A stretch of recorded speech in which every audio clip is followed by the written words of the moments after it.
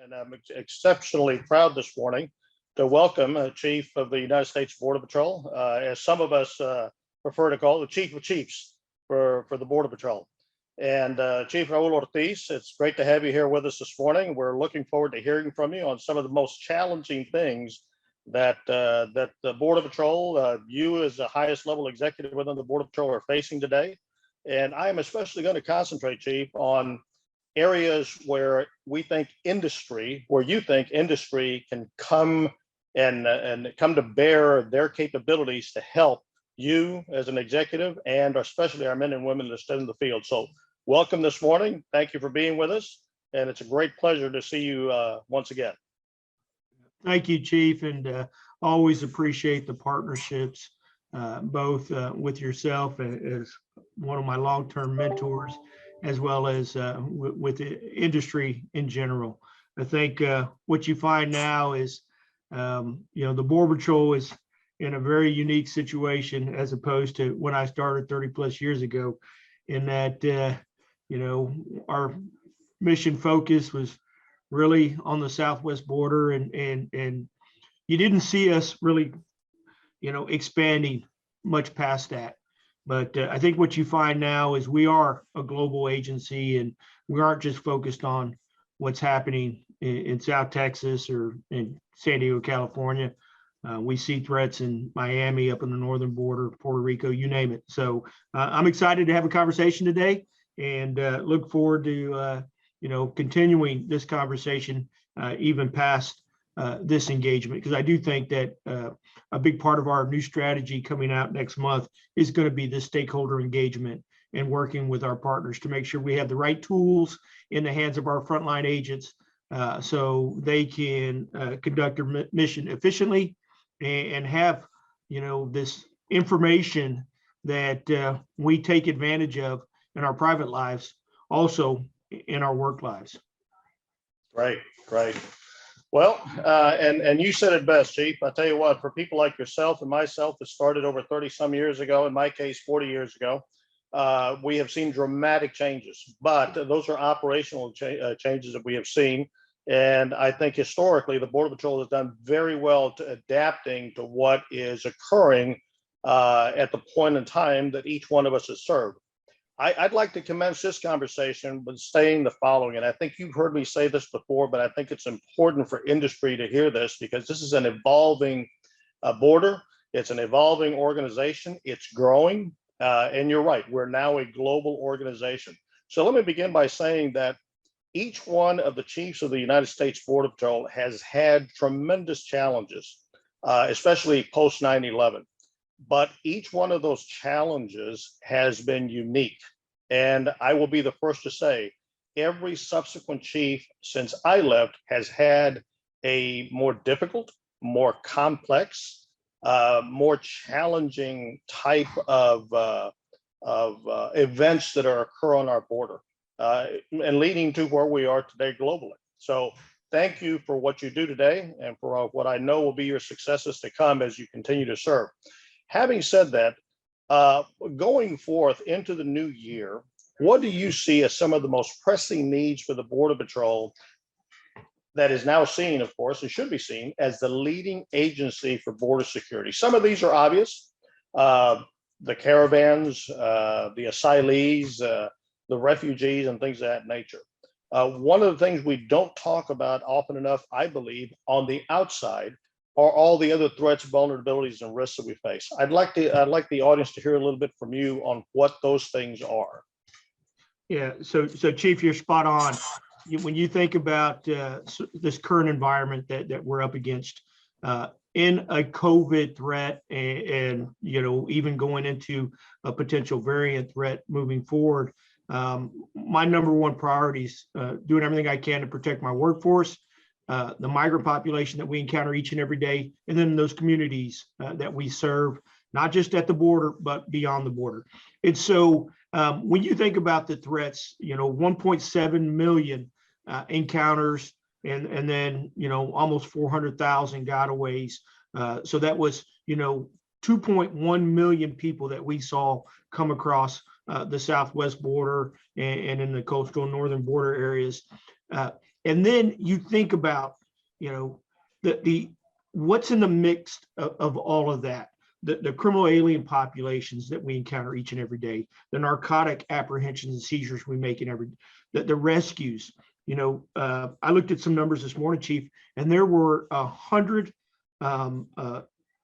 individuals that were convicted of murder that we apprehended, that those agents didn't know they had a murder conviction until after they were taken to a processing facility. And so when we start thinking about, okay, how do we equip our workforce with this state-of-the-art technology that gives them this information that they can leverage real time? Those are the kinds of things I'm looking for industry to help shine the light on for our workforce. As a Border Patrol agent that's out there in the middle of nowhere patrolling, encountering a group of 10 or 15, and to know that within that group, there potentially could be somebody who has assaulted a federal officer or who has been convicted of murder, to be able to process and know those threats before they actually arrive at our border, and then when they are in our custody, and then be able to take the necessary steps to protect himself, his partners, and even the other individuals within that group. The second thing is 9/11, happened 20 years ago. And there is a big portion of, I think, the workforce and even to some degree society that has forgotten exactly what happened during that time. And so this terrorist threat and the fact that we have individuals that are popping up on our screening databases that should not be allowed to come across in between the ports of entry at a port of entry or an airport. And so being able to identify who those individuals are before and when they drop into the Western Hemisphere and before they make it to our front line is going to be awfully, awfully important to us. You talk about the narcotics threat, Chief.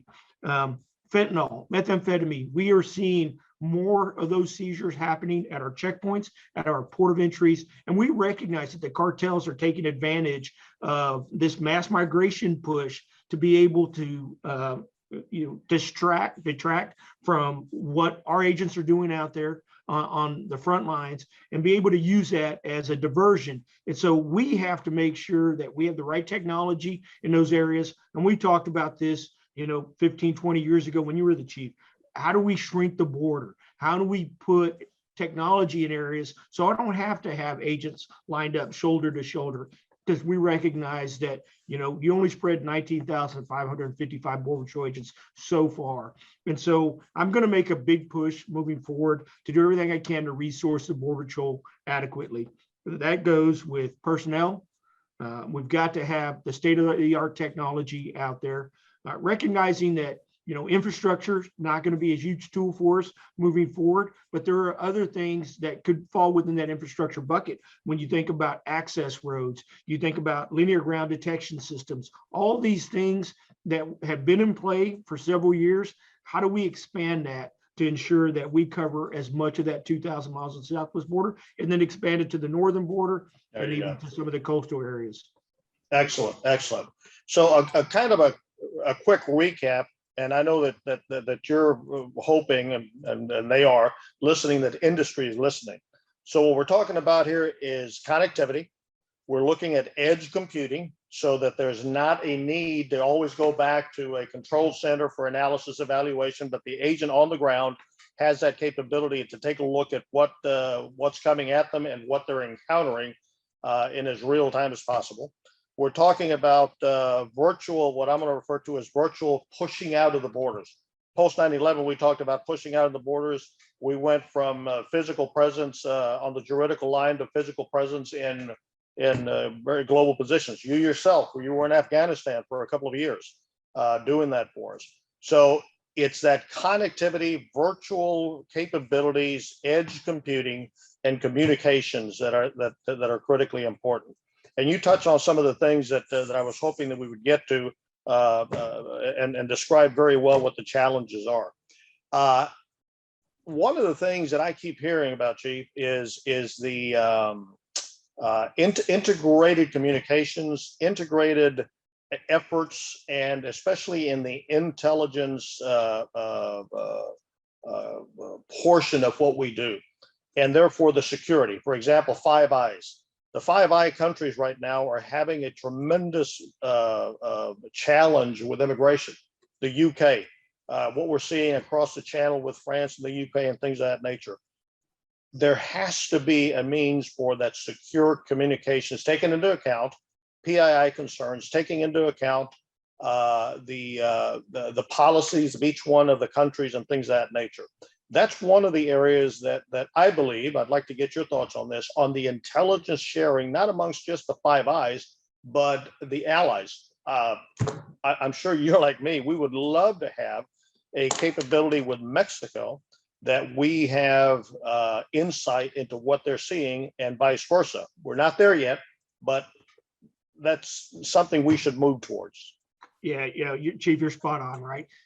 This idea that our field commander should be surprised when something's at their front door, it can't be the norm for us. Certainly, we saw that to some degree in Del Rio, and we're doing everything we can to prevent that from happening again. And so, and it may not even be intelligence sharing, but information sharing. When you think about the 158 different countries that we encounter, within a 12-month period, well, they travel via air, they travel typically with visas or permisos. And so there are opportunities where we can grab information at different locations during their trek from wherever they're coming from. And so how do we expand that? Whether it's leveraging biometrics, whether it's leveraging specific platforms, and then making sure that we have our people in place to be able to coordinate and build that capacity within these host countries. Because I think what people recognize now, that if it's a Haitian problem, it's not just a Haitian problem for the US, it's a Haitian problem for Mexico, for Panama, for even some of the South American countries. And so these are regional issues. We talk about the US Border Patrol, but the US Border Patrol, I've got personnel stationed all over the globe now. And so we have to figure out how to do a better job building a system that communicates with other countries, and recognizing everybody has their sovereignty, and they want to be able to maintain, certain information that's exclusive to them. But I think when you think about global visas and you think about some of the other things that we want to ensure continues to happen, right? Normal migration, legitimate trade and travel. I think all of those have to dovetail with each other. And you touched on something, right? Artificial intelligence.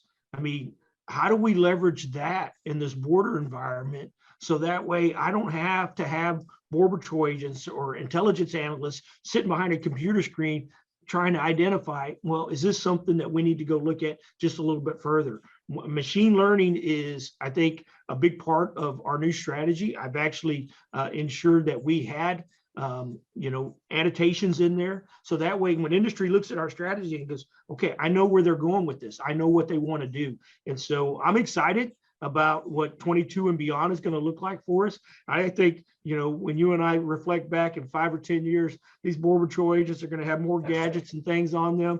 And you and I started out with a weapon and a handcuff case.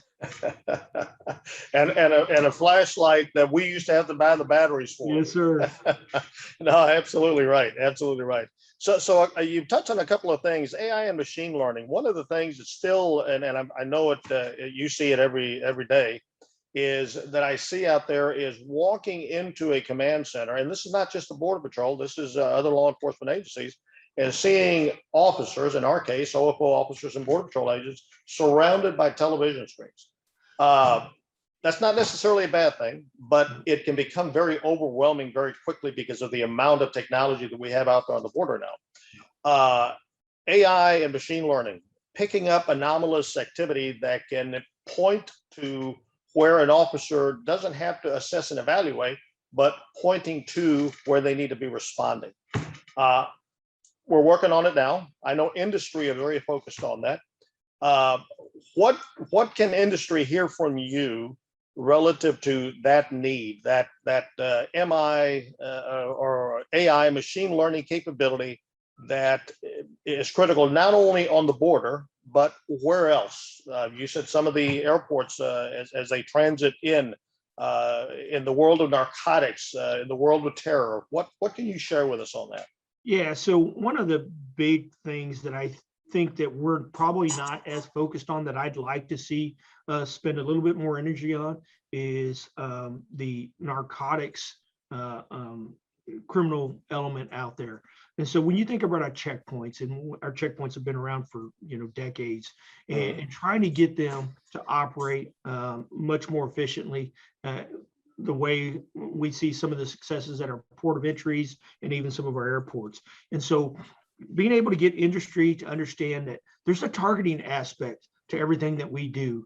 Border Patrol agents in between the ports of entry will target areas because they know that that's the path of least resistance. Well, at checkpoints, very difficult when you have legitimate personnel and traveling through our checkpoints, and then you have this illegitimate traffic that's trying to blend in with that. And so how do you identify that? How do you identify those threats in the back of tractor trailers when you're operating in Laredo, Texas, the busiest checkpoint in the country, and the same thing in San Ysidro, in San Diego, where you can't even operate a checkpoint because of the amount of traffic that you see? So how do you target those entities? How do you leverage LPRs to the degree that you need to, so that way license plate readers are much more than just something that is just identifying the fact that this person traveled from here to this point, but okay, now let's develop some patterns of life and let's do some rule sets. That way we don't have to look at every single tractor trailer or every single conveyance. And then when you think about the AI out in the middle of nowhere, trying to have a common operating picture for ourselves is something we've struggled with. And you described it, right? You go into a BIC or intelligence center, and you've got agents looking at big pipe, you've got them looking at multiple different platforms. How do you get them into one screen? And so a Border Patrol agent is looking at his phone, and he's got his system on there, and it says, yeah, this is where I need to respond, or this is where I do not need to spend any time or energy on, because I know it's animal traffic, or it's something that is not a threat, right? And something that we don't need to focus on. So trying to get industry to get us to the point where our Border Patrol agents are more reliant on technology and less reliant on the art of what you and I started out doing 30 and 40 years ago. Yeah. And I remember the very first time, Chief, that we put together kind of a thematic approach to border security.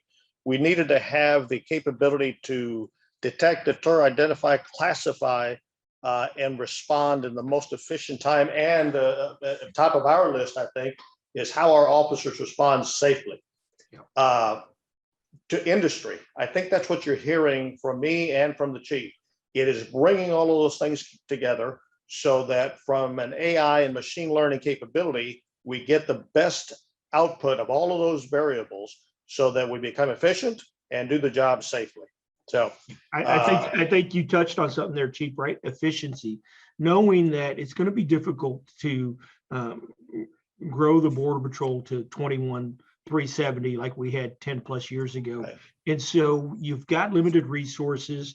You're having to spend a lot more time on the humanitarian side of what we do with respect to processing and transferring of individuals to other agencies. And so, that's also a part where I think industry can play a significant role in. How do we streamline those efforts so we can get our agents back out there on the front lines as quickly as possible? I think quite often everybody focuses on the enforcement piece of what we do, and it's really easy to shy away from, I need the next Amazon or, Chick-fil-A, organizer to come to the Border Patrol and show us how do we get efficient at handling the populations that we're encountering each and every day. Yeah. And I'm just going to add the following, because I know that you and I have talked about this in the past, as have several Border Patrol agents. But for industry, taking a look at the challenges that the chief is putting forth, taking not just the baseline technology and foundational technology that the Border Patrol has within its value chain, but adding on open source technology, license plate readers used by the state patrols, real estate information relative to what's happening on either side of the border, along with the checks against criminal backgrounds. That's all open source, but that'll give a higher fidelity picture to the men and women and the law enforcement executives of what's happening within their areas of operation. So it's tying in all of the internal, external, open source, classified levels of information and bringing them together in a form and fashion that produces that valuable output that Chief Ortiz is describing so well. So, Chief, if I could just add one thing, one of the other things that I don't know that we're probably putting enough energy into is this maritime threat and this maritime environment. As I sit in the chair now and I look at what's happening in San Diego, and I get briefed on what's happening in Puerto Rico and in Miami, and I have to assume it's happening in the Gulf. I'm very concerned about this maritime environment. And so, because there is so much traffic and all of those, and you talk about the supply chain shortages that we're facing right now, I think it's going to become even more important for us as an organization to think about those threats that exist out there, and then leverage industry and some of the ways that they monitor traffic out there and be able to leverage that. Because you think about Miami sector, Puerto Rico with 50 agents, it's very difficult to do with just manpower. You certainly are going to have to leverage the information and the technology to be able to be successful in those environments, and then being able to work with the interagency partnerships, right? Whether it's a recom, whether it's working with the other agencies, DEA, and even your local sheriff's departments. You got some sheriff's departments and police departments in Miami that have bigger workforces than some of the CVP entities there, and so we've got to figure out how to leverage them and work a lot closer with those organizations whenever possible. You bring up a good point, Chief. You and I were still serving together as partners when we took on San Diego, and then we took on Tucson, and then we took on El Paso and the Rio Grande Valley. And I remember specifically when we were working on Tucson and El Paso, the Border Patrol predicted that the next sector to take a hit was going to be the Rio Grande Valley, and it did. And in addition to that, we went out on a limb and predicted that post Rio Grande Valley, it was going to be Del Rio and Laredo. Now, the one that all of us, I believe, are cringing at the thought of going active to the degree that the Rio Grande Valley or Del Rio are active now is a Big Bend, because of the vastness, because of the remoteness, because of the difficulty of the terrain. You just pointed out the maritime environment. So I think it's important that industry is hearing this from you so that they can be looking at to what's coming around the bend, because as the Border Patrol and you get better at enforcing our laws and policies as they change, the shift will continue to come. Therefore, anything industry can do to prepare for that shift is going to be tremendously beneficial. Yeah.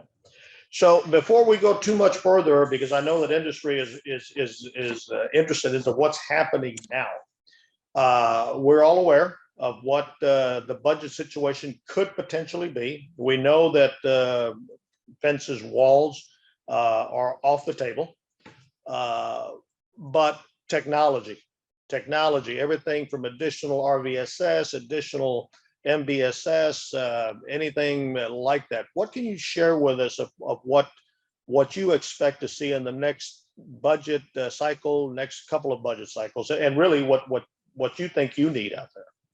Yeah, so you think about whether it's automated towers, if it's aerostats. We've been leveraging aerostats in South Texas for the last 4 or 5 years.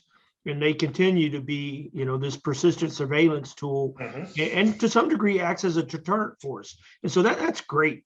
But, how do you put a system out there that isn't as affected by weather and some of these other things that we still sort of find ourselves challenged with in Rio Grande Valley and to some degree some of the other sectors? And so you're spot on. Our budget's not going to be what I would like it to be. I'm not going to have the amount of personnel that I need, but I do think that we can invest in some technology that's going to make sense for us.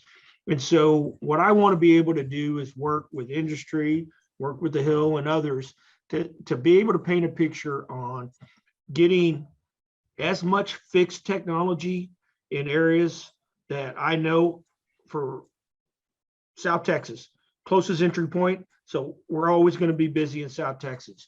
Del Rio, because of the environment on both sides of the border, it's probably always going to be a pretty busy place for us because migrants feel safe there. And so if I can shrink that 200 miles in Del Rio, Texas to a handful of miles, and then the people that I place in those areas where we're getting most of that traffic become processing coordinators and to some degree other entities, then I can get those Border Patrol agents out into those more remote areas where it takes a special skill to be able to patrol in those areas. And so as I'm looking at the 2,000 miles of the southwest border, I'm continuing to focus on the fact that we have infrastructure that we did build, okay? And so how do I close some of those gaps? It may not be with a physical gate, but there may be some other technology that I can place there to be able to overcome the challenges that I have because I wasn't able to finish that infrastructure. Or are there areas where I have Carrizo Cane and very limited access road where I can leverage my maritime units, my boat units? I've had this conversation before, Chief, where some chiefs may not understand how important boat units are for the Border Patrol. But when you look at from El Paso, Big Bend, all the way down to South Texas, we've got a natural barrier.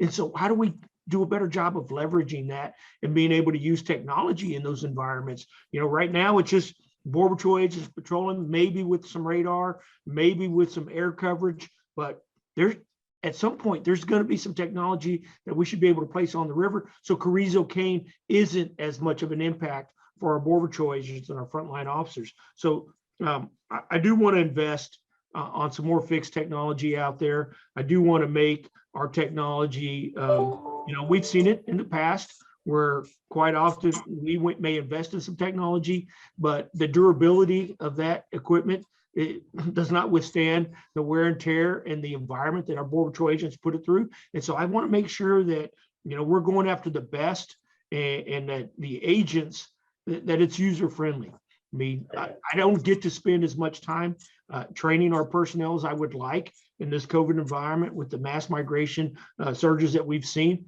Every sector was busier this last year.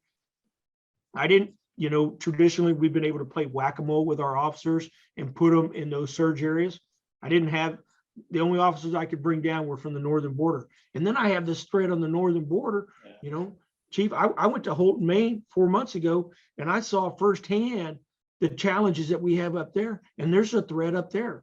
And so I've got to be able to not just think about the southwest border, but also think about the northern border, because I may need those agents down the line to be able to fill some of the holes or gaps that we have on the southwest border. But fixed technology, being able to leverage this layered approach. I mean, you taught us this way back when, right? It's a tiered enforcement strategy. And right now, I've got folks on the front lines, but I have very little backup. Well, can that backup be some sort of technology that, I don't have to have agents patrolling on the King Ranch anymore because I have technology that is letting us know that, hey, we're okay there. Got it. Okay. Industry, one thing that you heard from the chief there, and I just want to reiterate, technology and technological capabilities are absolutely critical, especially in those areas where where these challenges continue. Halton, Maine. I've been there as a chief, and it is vast. It is remote. It is a very, very harsh environment. I can say this, industry, to the degree that you can convince Congress that we need technology, not just on the southern border, but in some of these other areas, it would be a tremendous help. It would be a tremendous help. Chief, I also want to stress that, as the executive agent for small UAS within CBP and DHS, I take that responsibility with a lot of pride that we were able to get named as the executive agent for all small UAS within CBP, but also a tremendous responsibility for us. And so, we've explored and we keep leveraging multiple different platforms, whether it's fixed wing, rotary, or some hybrid, but that continues to evolve, and anything technology or anything we can do from an industry perspective to be able to make it cost efficient for our Border Patrol agents to be able, if they're out there in the middle of nowhere, to have a small UAS, deploy it relatively quickly and say, okay, I don't have to walk 3 or 4 miles down a canyon or into a draw or across a mountaintop, because the threat, it's not what we thought it was. And so those are the kinds of things that I want to be able to explore moving forward also. Right. So we've got probably, by my clock, I think we've got about 10 more minutes or so, Chief. But I want to kind of shift over towards where I know you and I agree on this, the most valuable asset of the United States Border Patrol and CBP, and that's the men and women, the human capital. That's key to anything and everything we're talking about here. That being the case, it's no secret that times are tough in the law enforcement world as a whole, but the prominence of the environment in which the Border Patrol is serving today makes it especially difficult. What can you tell us about the recruitment, hiring, training, and especially the retention? And then apart from that, I'd also like to hear from you a little bit about succession. We've been talking about succession planning for years and decades because we recognize that the hiring processes that the Border Patrol has historically done, basically by tranches, feed some of these challenges. So recruitment, hiring, training, and retention. What can you tell us? And especially what do you think industry can do to help? Yeah, so when you think about the 117-day curriculum that we run our Border Patrol agents through, and then you add the fact that we've also started to hire processing coordinators, and we're placing them through our academy in Charleston and in Artesia. I want to continue to make that virtual training environment, not just at the academy, but expand it to the entire workforce. I think quite often we make a huge investment on the front end, but then we fail to invest in our personnel on a training perspective for the next 20, 30 years. And I want, our journeyman agents to feel like they're getting the right level of training. And you think about, the fact that we have limited facilities with respect to ranges. We have limited, our facilities in general have not had the amount of investment I would like to have seen happen over the last 5 to 10 years. And so we've got to get better at how we do business. And, the one good thing that came out of this COVID environment is that we did have an awful lot of lessons learned with respect to how to do things virtually. And so, whether it's virtual musters, whether it's virtual training events, whether it's town halls, my ability to message to our workforce has been awfully important. And then you talk about recruitment and retention.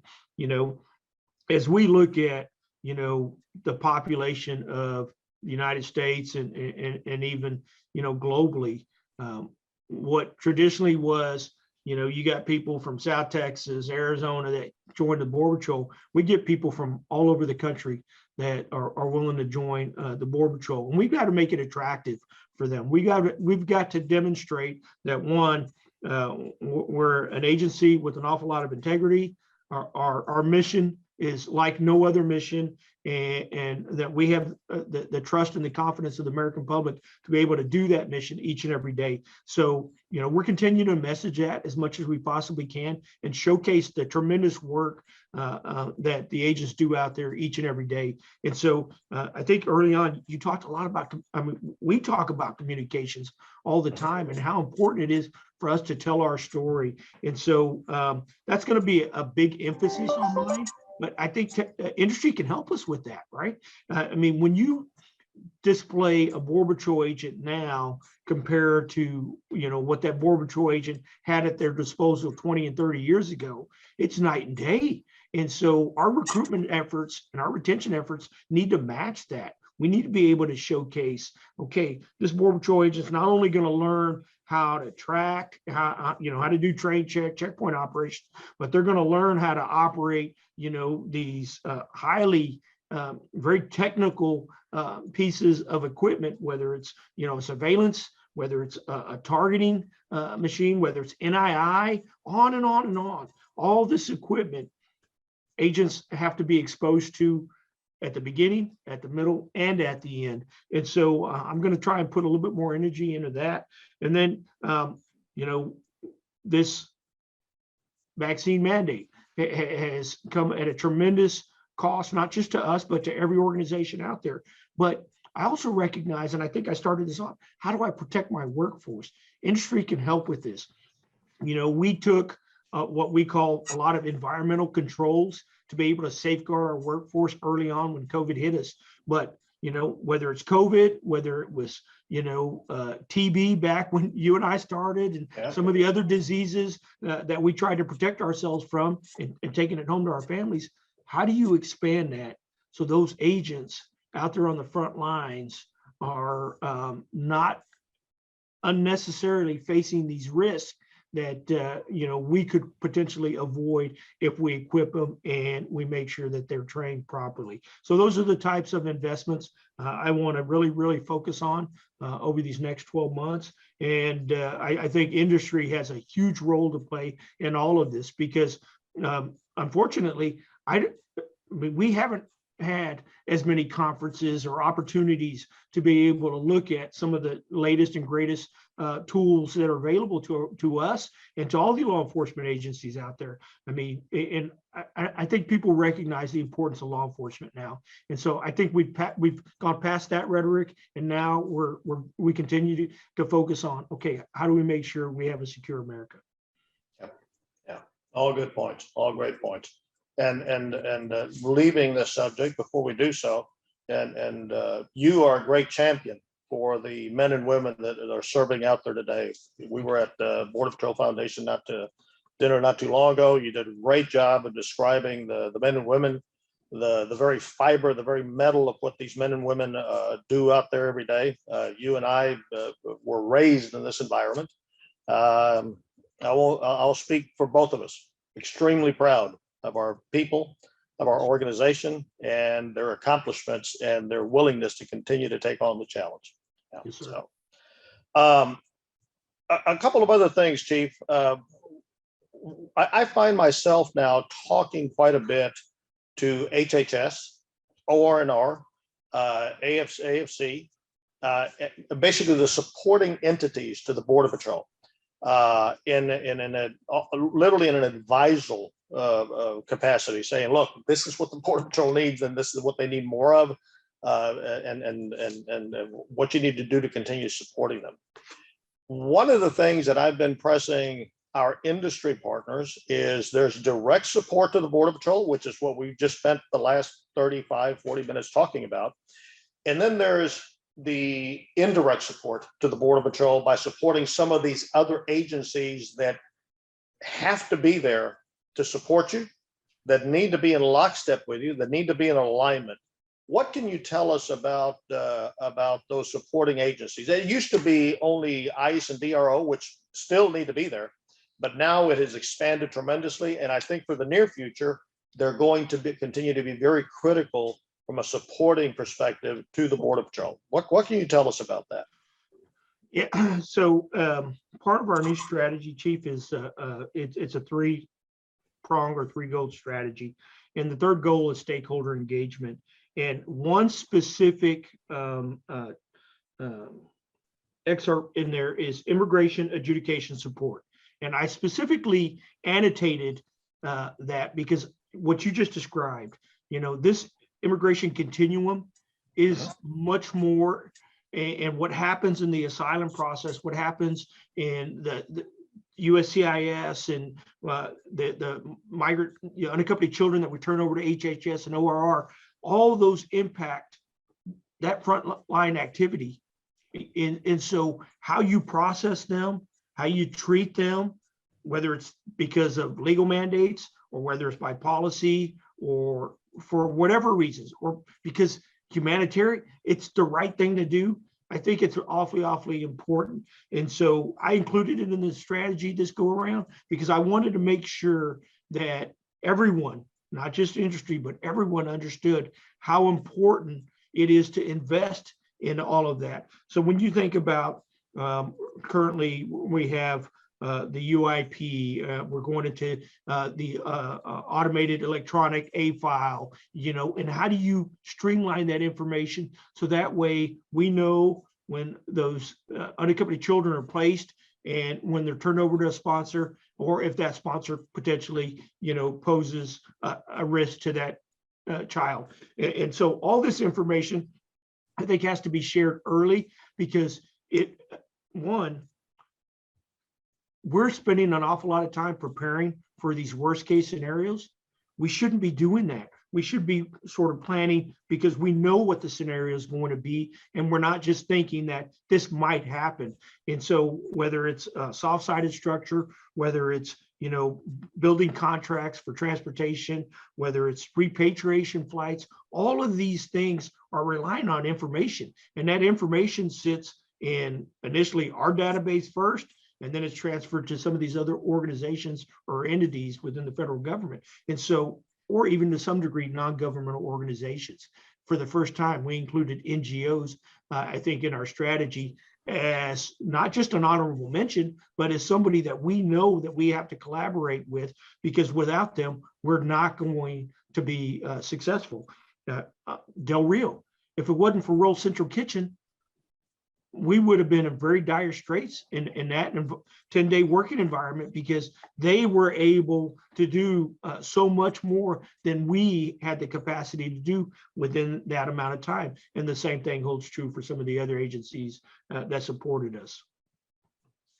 Very good. Yeah, and that indirect support, I think, is something that that will be critical to the Border Patrol going forth now.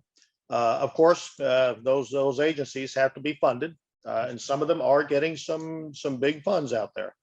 They're starting to recognize the value that they bring to border enforcement, border security. So I think we should continue to push for that indirect support to those agencies, because for every level of efficiency that they can bring to you, I call it having the quickest handoff to those supporting agencies on the part of the Border Patrol. That's going to make your job easier, going to make the organization more efficient, and frankly, going to increase and enhance border security going forward. Yeah. Sure. So, Chief, we have a little bit of time left. I wanted to open it up for anything that you think industry needs to hear from you. I've got questions, but is there anything you want industry to hear from you going forth? Yeah, as when we talked a lot about, the importance of technology, and I think industry is making huge strides.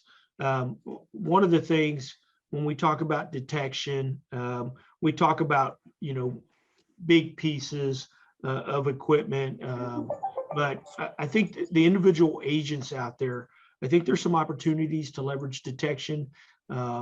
You see these threats at these checkpoints and these tractor trailers and trains and different conveyances, and the smugglers keep coming up with ways to hide contraband, to place migrants in danger, and all of these things are very worrisome for me as the chief of the Border Patrol. And so how do I put these detection tools that can be placed on the belt of a Border Patrol agent out there and be able to leverage relatively quickly. I mean, we went from a cell phone this big to, an iPhone. I think at some point, I think you're going to find that, and I hope we'll find a point where our Border Patrol agents have more tools at their disposal than they do now. And so as you continue to look at what a 22nd or 23rd century Border Patrol looks like, I hope industry recognizes that, one, they're much smarter than I was when I started, and two, they want the technology at their hands. They're hungry for it. Technology needs to go, industry needs to go to the frontline agents and ask them. Yep. I think what happens more often than not, we create these ideas or these impressions of what the Border Patrol needs to look like, sometimes within the Beltway and sometimes even up here at the Ronald Reagan building. And what I'm trying to do is go out and ask our frontline agents, what do you need?